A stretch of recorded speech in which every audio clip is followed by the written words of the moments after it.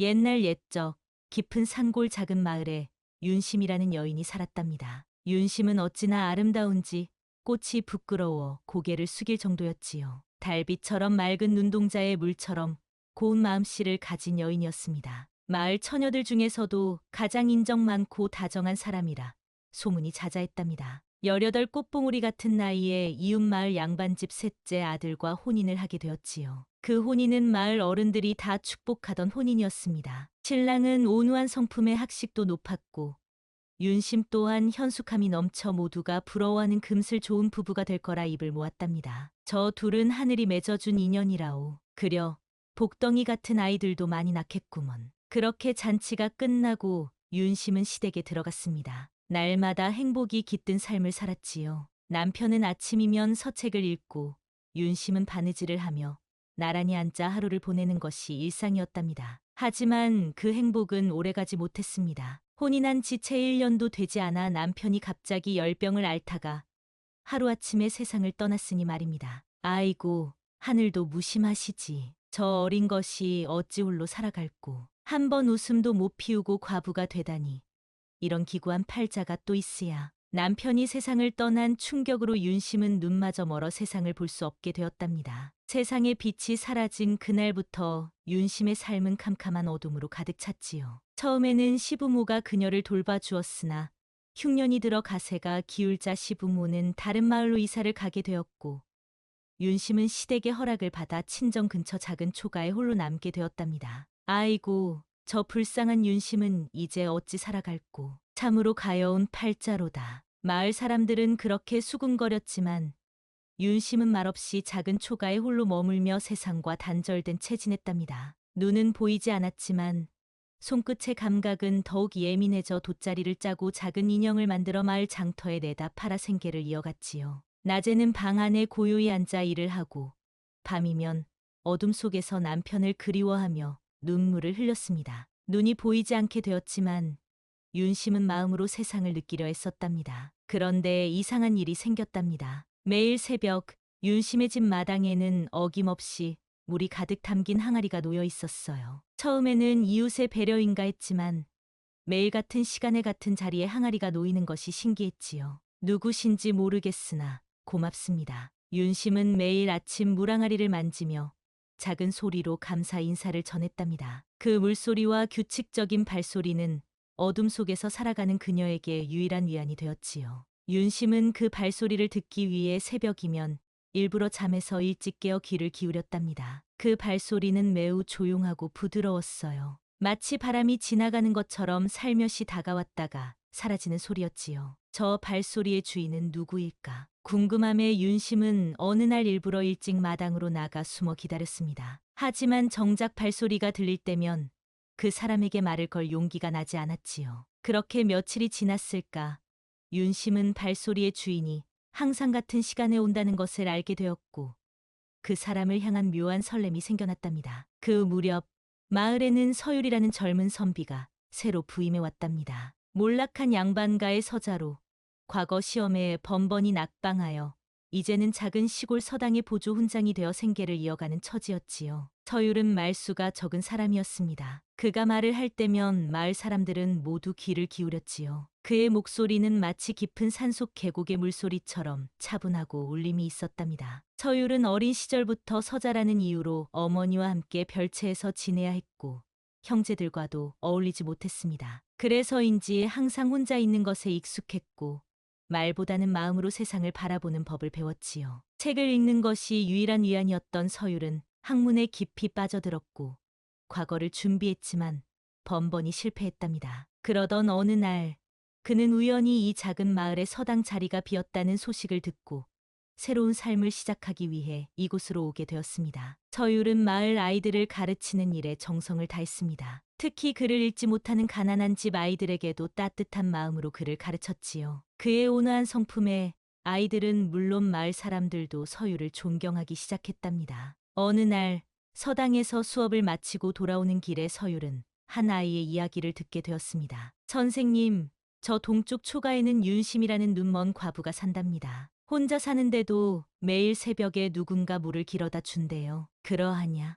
참으로 어진 마음씨를 가진 이가 있구나. 서율은 그렇게 말했지만 그날 밤 내내 그 이야기가 머릿속을 맴돌았습니다. 다음 날 새벽 서율은 일찍 일어나 마을 우물가로 향했습니다. 처음에는 그저 눈먼 여인의 사연이 가슴 아파 한 번이라도 도움을 주고 싶었을 뿐이었지요. 조용히 물을 길어 윤심의 집 앞에 놓고 돌아섰습니다. 그런데 이상하게도 그날 이후로 서율은 매일 새벽 윤심의 집 앞에 물을 길어다 놓는 일이 그의 하루를 시작하는 의식이 되었답니다. 처음에는 동정심에서 시작한 일이었지만 점차 그 행동에서 묘한 평온함을 느끼게 되었지요. 아무도 보지 않는 새벽에 누군가를 위해 물을 길어다 주는 자신의 누구도 알아주지 않는 작은 선행이 서율에게는 마음의 위안이 되었답니다. 꽃이 피는 봄날, 서율은 여느 때와 같이 물항아리를 가져다 놓으며 문득 들꽃 한 송이를 함께 놓았어요. 그날따라 들에 핀 꽃이 너무 아름다워 보였기 때문이었지요.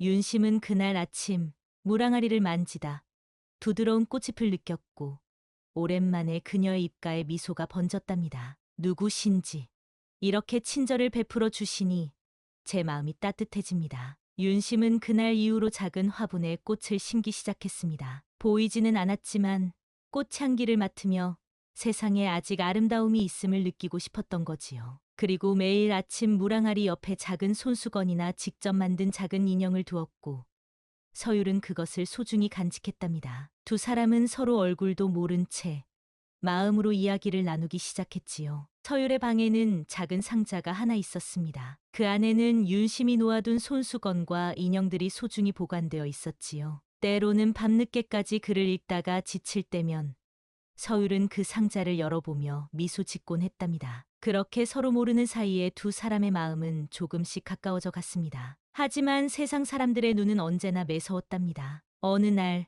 한마을 안악이 새벽에 일어나 우물가로 가다가 서율이 윤심의 집으로 물을 길어가는 모습을 보게 되었습니다. 그 소문은 삽시간에 마을 전체로 퍼져나갔지요. 듣자 하니 눈먼 윤심이 서당 선비를 유혹한다더라. 참으로 부끄러운 일이로다. 서당 선생이 과부의 집에 드나든다니 어찌 된 일인지. 그 선비가 매일 새벽 물을 길어다 준다는구먼. 소문은 이내 윤심의 시댁에까지 전해졌답니다. 분노한 시댁 식구들은 가문의 체면을 내세워 그녀를 관청이 늙은 아전에게 제가시키려 했지요. 윤심의 시아버지는 직접 마을로 찾아와 윤심을 꾸짖었답니다. 불효막심한 며느리, 이제라도 집안의 뜻에 따라 제가하여 가문의 명예를 지켜라. 내일이라도 관청 아전과의 혼사를 준비할 것이니 마음의 준비를 하거라. 윤심은 말없이 고개를 숙였지만 그날부터 아무것도 먹지 않고 물도 마시지 않았답니다. 그녀의 마음속에는 이미 그 알 수 없는 발소리의 주인이 차지하고 있었으니까요. 발소리만으로도 그 사람의 따뜻한 마음이 전해져 왔던 것입니다. 한편 서율도 마을의 소문을 듣게 되었습니다. 서당에서 아이들을 가르치던 중 아이들의 부모들이 수군거리는 소리가 그의 귀에 들려왔지요. 서당 선생이 눈먼 과부의 집에 드나든다니 아이들 가르칠 자격이 있을까? 우리 아이는 더 이상 그 서당에 보내지 않겠소. 학동들의 숫자가 하루가 다르게 줄어들었고 서율은 곧 마을 어른들에게 불려가 질책을 받았답니다. 선비라는 자가 어찌 과부의 집에 드나들며 풍문을 일으키는가?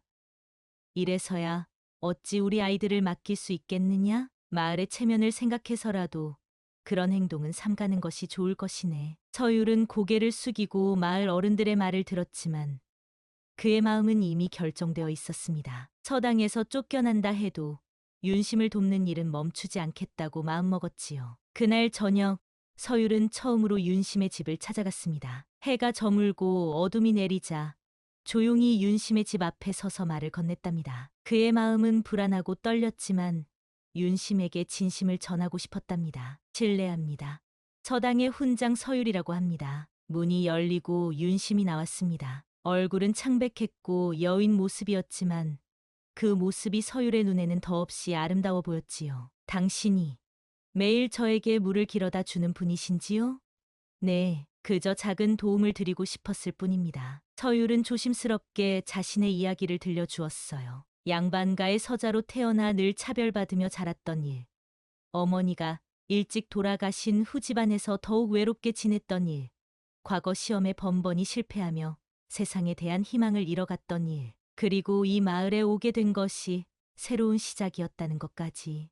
저는 볼 수 없는 몸이라 당신의 얼굴도 모릅니다. 그것이 무슨 상관이겠습니까? 제가 보는 것은 당신의 마음입니다. 윤심은 처음으로 자신의 이야기를 누군가에게 들려주었습니다. 행복했던 결혼 생활, 갑작스러운 남편의 죽음, 그리고 세상의 빛을 잃은 순간의 절망까지. 서율은 그녀의 이야기를 들으며 눈시울을 붉혔지요. 그날 밤 갑자기 하늘에서 비가 쏟아졌어요. 서율은 돌아갈 시간이 되었지만 비가 너무 거세게 내려 발걸음을 돌리지 못했지요. 윤심은 문가에 서서 빗소리를 듣고 있었습니다. 비가 많이 내리니 돌아가시기 어려울 것 같습니다. 처마 밑에서라도 비가 그칠 때까지 쉬어가세요. 서율은 고맙다는 말과 함께 처마 밑으로 몸을 피했습니다. 그렇게 두 사람은 나란히 앉아 빗소리를 들으며 밤을 보냈지요. 처음에는 어색한 침묵이 흘렀지만 점차 그 침묵도 편안하게 느껴졌답니다. 말없이 함께 있는 것만으로도 두 사람의 마음은 충만했지요. 비 오는 소리가 참 아름답습니다.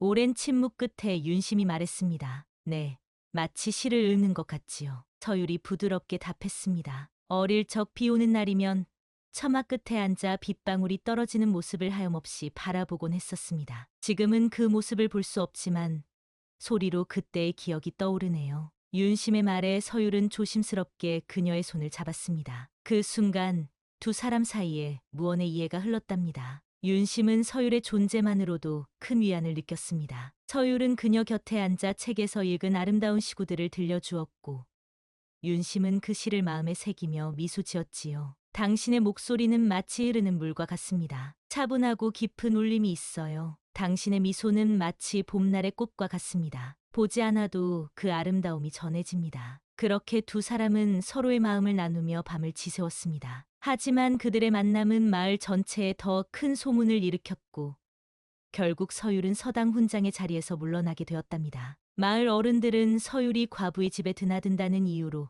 더 이상 아이들을 가르칠 자격이 없다고 판단했지요. 어찌 이런 일이 서당 선생이 과부의 집에 밤늦게까지 있었다니. 우리 아이들을 그런 사람에게 맡길 수 없소. 서율은 서당을 떠나게 되었지만 오히려 마음은 홀가분했습니다. 더 이상 숨기지 않고 윤심에게 자신의 마음을 표현할 수 있게 되었으니까요. 그는 윤심의 집 근처의 작은 오두막을 구해 살기 시작했습니다. 한편 윤심의 시댁에서는 관청 아정과의 혼사를 서두르고 있었습니다. 시댁 식구들은 마을에 머물며 혼사 준비를 진행했고 마을 사람들은 윤심의 처지를 안타까워하면서도 시댁의 위세에 눌려 아무 말도 하지 못했답니다. 저 윤심이가 불쌍해. 눈도 보이지 않는데 늙은 아전에게 시집 간다니. 그래도 어쩌겠나.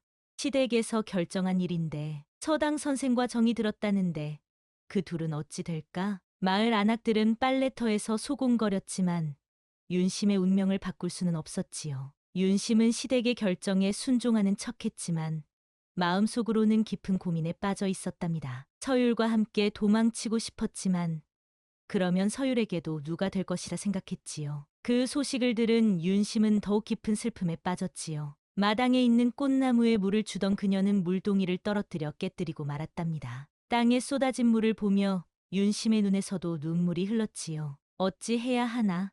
이대로 늙은 아전의 아내가 되어야 하는 것인가? 그러던 어느 날 새벽 윤심은 마음을 굳게 먹었습니다. 그동안의 우유부단함을 버리고 서율에게 자신의 마음을 전하기로 결심했지요. 여명이 밝아오기 전 윤심은 지팡이를 짚고 조심스럽게 우물가로 향했습니다. 그리고 서율을 기다렸지요. 서율이 물을 기르러 우물가에 나타나자 그는 그곳에 앉아 있는 윤심을 보고 깜짝 놀랐습니다. 어두운 새벽 홀로 지팡이를 짚고 앉아 있는 그녀의 모습이 처연해 보였지요. 윤심 씨, 어찌 이른 새벽에 여기 계십니까? 윤심은 발소리를 듣자마자 고개를 들었습니다. 그녀의 얼굴에는 결연한 표정이 서려 있었지요. 서율님, 그대의 발소리를 기다렸습니다. 윤심의 목소리는 떨리고 있었지만 또렷했습니다. 무슨 일이 있으신지요? 서율님, 그대의 발소리 덕에 나는 하루를 견딜 수 있었소. 윤심은 마침내 용기를 내어 자신의 마음을 고백했습니다. 서율은 움직이지 못한 채 그 자리에 서 있었습니다. 그의 가슴 속에서 무언가가 울컥 솟아올랐지요. 내일 시댁에서 정한 아정과 혼인을 치르게 됩니다. 하지만 내 마음은 이미 그대에게 있소. 매일 새벽 들려오던 그 발소리, 물항아리를 채우던 그 손길, 때로는 꽃 한 송이를 두고 가던 그 마음씨. 윤심의 눈에서는 굵은 눈물이 흘러내렸습니다. 서율은 더 이상 머뭇거리지 않고 윤심 앞에 무릎을 꿇고 앉았습니다. 그리고 조심스럽게 그녀의 손을 잡았지요. 이제는 발소리 말고 그대 손을 잡고 살아가겠습니다. 그 말에 윤심의 눈에서는 오랜만에 기쁨의 눈물이 흘렀답니다. 서율은 윤심을 일으켜 세웠습니다. 지금 이 자리에서 마음을 다해 맹세합니다. 어떤 어려움이 있어도 당신과 함께하겠소. 이 마을을 떠나 새로운 곳에서 살아가면 어떻겠소? 윤심은 잠시 망설였습니다. 시댁에 대한 의리, 마을 사람들의 시선, 그리고 서율의 앞날까지 걱정되었지요. 하지만 그녀의 마음은 이미 결정되어 있었답니다. 함께 가겠습니다. 어디든지 당신이 있는 곳이 내가 있을 곳입니다. 그들의 여정은 쉽지 않았습니다. 서율은 윤심의 손을 잡고 한 걸음 한 걸음 조심스럽게 길을 나섰습니다. 산길을 넘고 강을 건너며 며칠을 걸어 마침내 그들이 도착한 곳은 깊은 산속 작은 마을이었지요. 아무도 그들을 알아보지 못할 만큼 멀리 떨어진 곳이었답니다. 처음에는 낯선 곳에서 살아가는 것이 쉽지 않았지요. 특히 윤심은 눈이 보이지 않아 새로운 환경에 적응하는데 어려움을 겪었답니다. 집 안에서도 물건 위치를 익히는데 시간이 걸렸고 마을 길을 다니는 것은 더욱 어려웠지요. 하지만 서율이 늘 그녀 곁에서 길을 인도해 주었고 점차 마을의 지형을 익히게 되었지요. 이곳은 마을 우물이요. 왼쪽으로 10걸음 가면 빵집이 있고 오른쪽으로 15걸음 가면 옷감 파는 가게가 있소. 서율은 매일 윤심에게 마을의 지형을 설명해 주었고 윤심은 그것을 머릿속에 그림처럼 그려넣었답니다. 얼마 지나지 않아 윤심은 홀로 마을을 다닐 수 있게 되었지요. 참으로 대단하오. 눈이 보이지 않아도 마을 구석구석을 다 알고 계시니. 마을 사람들은 처음에 두 사람을 의심스러운 눈으로 바라보았지만 점차 그들의 성실함과 선량함을 알아보고 마음을 열기 시작했답니다. 서율은 처음에는 품팔이를 하며 생계를 유지했습니다. 나무를 패고 밭을 갈고 때로는 장터에서 짐을 나르는 일까지 마다하지 않았지요. 그의 학식을 알아본 마을 노인이 서율에게 아이들을 가르치는 일을 제안했고 그렇게 서율은 다시 서당 훈장이 되었답니다. 윤심은 자신이 만든 인형과 수건을 팔며 살림을 도왔지요. 그녀가 만든 인형은 마을에서 소문이 나 인근 마을에서도 사람들이 찾아올 정도였답니다. 눈이 보이지 않아도 그녀의 손끝은 더없이 섬세했으니까요. 두 사람은 마을 외곽의 작은 초가를 빌려 살았는데 서로를 의지하며 점차 안정을 찾아갔습니다. 하지만 그들은 아직 정식으로 혼례를 올리지 못한 상태였지요. 그렇게 몇 달이 지난 어느 날 마을 어른이 그들을 찾아왔습니다. 두 분의 사연을 들었소. 어려운 상황에서도 서로를 생각하는 마음이 아름답구려. 정식으로 혼례를 올리는 게 어떻겠소?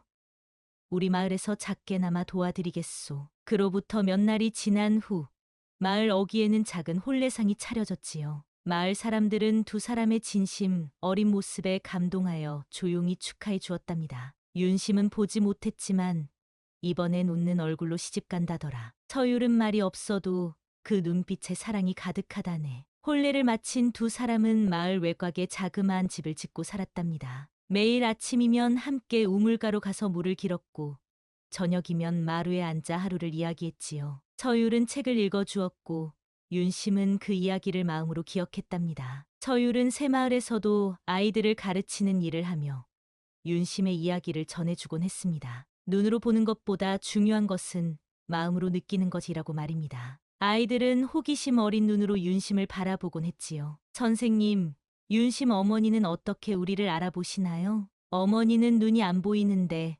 어떻게 이렇게 예쁜 인형을 만드세요? 아이들의 질문에 윤심은 미소를 지으며 답했답니다. 발소리를 들으면 누가 누구인지 알 수 있단다. 너는 경쾌하게 뛰어다니는 소리, 내 친구는 조심스럽게 걷는 소리, 소리만으로도 너희들의 마음을 느낄 수 있지. 아이들은 윤심이 만든 인형을 가지고 놀며 그녀를 존경했지요. 때로는 윤심의 집에 모여 그녀가 들려주는 옛 이야기를 들으며 시간을 보내기도 했답니다. 아이들은 윤심을 이야기 할머니라고 부르며 따랐지요. 세월이 흘러 두 사람에게는 아들 하나와 딸 하나가 태어났습니다. 아이들은 어머니가 볼 수 없다는 것을 알고도 전혀 개의치 않았습니다. 오히려 어머니의 손길이 더 따뜻하고 어머니의 목소리가 더 아름답다고 느꼈지요. 윤심은 아이들의 얼굴을 손으로 매만지며 그들의 모습을 마음에 새겼습니다. 당신 덕분에 세상이 다시 보입니다. 아니요. 당신이 내게 새로운 세상을 보여주었소. 그렇게 서율과 윤심은 서로에게 의지하며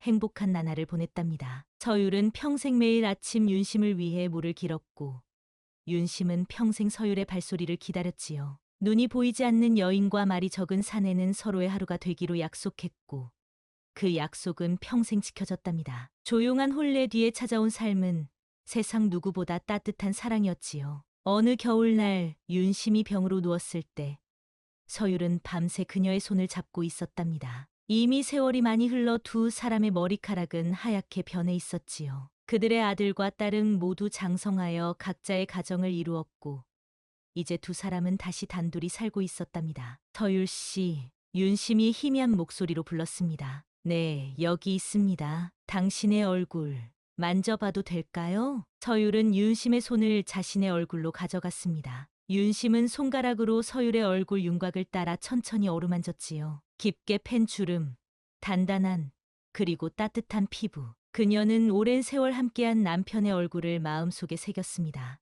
당신, 참 잘생겼군요. 윤심이 미소 지었습니다. 당신도 여전히 아름답습니다. 서율이 대답했지요. 서율 씨, 내가 세상을 떠나도 당신의 발소리는 내 곁에 있을 거예요. 매일 아침 물을 기르러 가는 그 발소리. 당신이 있는 곳이라면 내 발걸음은 언제나 그곳을 향할 것입니다. 윤심은 미소 지으며 평화롭게 눈을 감았습니다. 마지막 숨을 내쉬는 순간까지도 서율의 손을 꼭 잡고 있었지요. 마을 사람들은 모두 모여 윤심의 마지막 가는 길을 배웅했습니다. 그녀가 마을에서 오랫동안 아이들에게 이야기를 들려주고 아픈 사람들을 보살피며 살아왔기 때문에 모두가 그녀를 사랑하고 존경했던 것입니다. 서율은 슬픔에 잠겼지만 아이들과 마을 사람들의 위로 속에서 조금씩 일상으로 돌아왔습니다. 그는 그 후로도 매일 아침 우물가에 가서 물을 길었고, 윤심이 좋아하던 자리에 물항아리를 놓았답니다. 그리고 그 옆에 들꽃 한 송이를 놓는 것도 잊지 않았지요. 이건 왜 그러시는 거예요, 아버지? 어느 날 어린 딸이 물었습니다. 어머니가 항상 이 물을 기다리셨단다. 우리가 처음 만난 것도 이 물 때문이었지. 하지만 어머니는 이제 하늘나라에 계시잖아요. 그래. 하지만 우리의 약속은 계속되어야 한단다. 어머니는 지금도 내 발소리를 듣고 계실 테니까. 그렇게 서율은 평생 윤심과의 약속을 지켰답니다. 매일 아침 물을 길어놓고 매일 저녁 윤심이 좋아하던 이야기를 읽었지요. 그들의 이야기는 마을 사람들 사이에서 오래도록 전해졌답니다. 진정한 사랑은 눈으로 보는 것이 아니라 마음으로 느끼는 것이라고 말입니다. 그리고 때로는 말없는 침묵 속에서 가장 깊은 마음이 전해진다는 것도요.